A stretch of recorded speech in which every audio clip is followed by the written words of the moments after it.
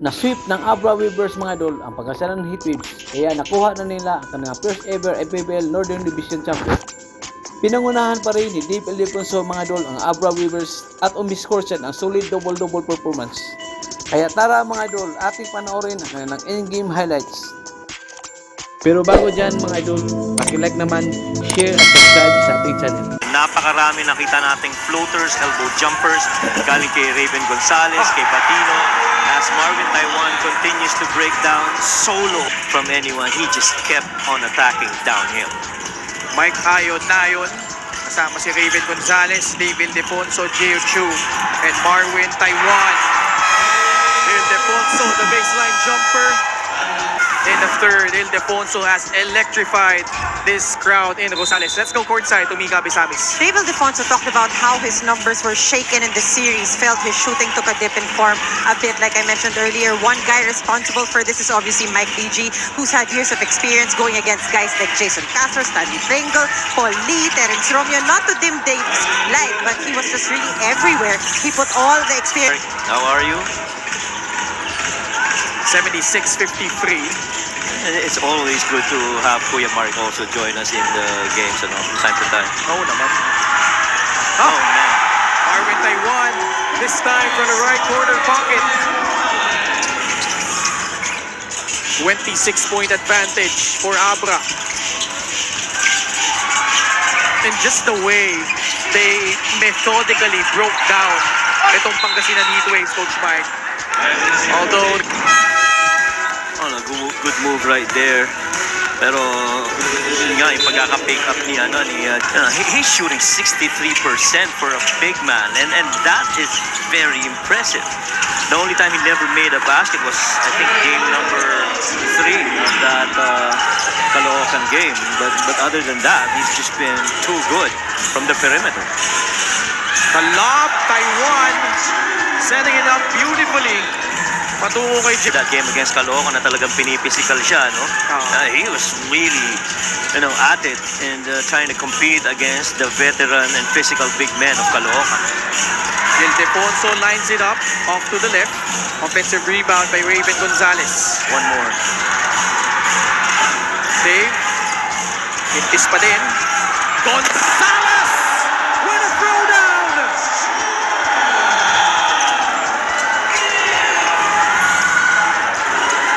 Coach A.B. Bernos letting out a little bit of a smile dahil lamang pa rin ng 25 puntos ang Abra. And they come away with a steal, but Bulanani with a counter steal of his own. Gulyado Mintes, Maguliano sa loob. 84-61. Under 6 minutes left. Taiwan. Oh man. Marvin Taiwan. Out and then gives it to his teammates for them to have their own look. And that's why you really have to be recognizing yung Fs. Gonzalez. Kaputay Ildefonso. Dave lobs it off. Gonzalez clearing space. And he will score. I'll chalk up another assist for Dave Ildefonso. He's not scoring, he's assisting. Layup ni Gulyado pero approaching the 3-minute mark of the third. Taiwan comes away with a steal, puts on the Jets, and that might be just the icing on the cake. Tama mo nga, hindi na tumitingin sa scoreboard, execute na lang ng execute. And they've never gotten into, kumbaga, relax mode all throughout this game.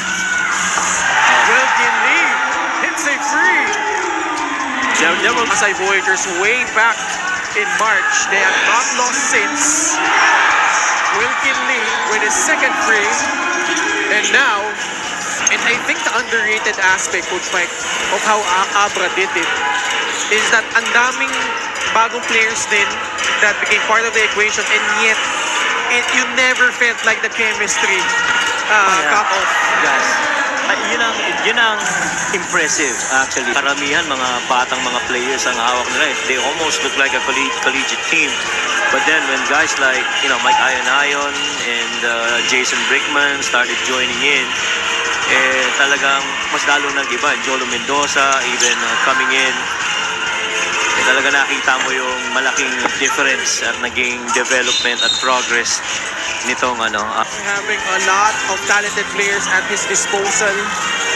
They had to go through the play-in.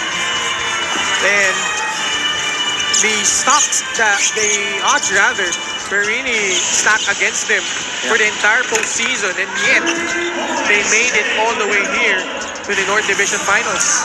One thing that is really painful in the playoffs is to see really good teams that have stretched themselves in the regular season, got past challenges in the playoffs, only to lose an elimination game.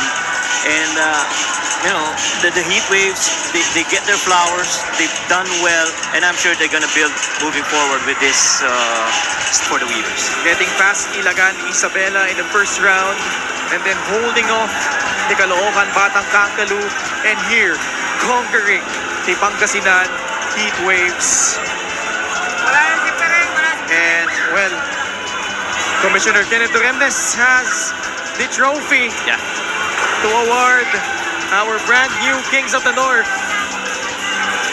Ito na yung pagkakataong inaantay mo eh. Yung puyat, pagkatapos ng laro, uwi, the travel going to Abra, and to be 3 games away from the national championships. But right now, they're gonna celebrate this North Division title for the Abra Weavers. One of the most dominant runs we've seen throughout our 7 seasons in the Maharlika Pilipinas Basketball League, as Kong JV Bernos raising the trophy for the 2025 MPBL North Division champs, the Abra Solid North Weavers. And Coach Young definitely, and the rest of the coaching staff, that includes Coach Denok, Coach Jerian De Leon, and a few among other coaches that have really molded these guys, not just from the X's and O's, but even, I guess, conditioning, mental preparation. The togetherness is definitely something that you see in the Abra Weavers. And if you ask me, they definitely have that ingredient to be a very special team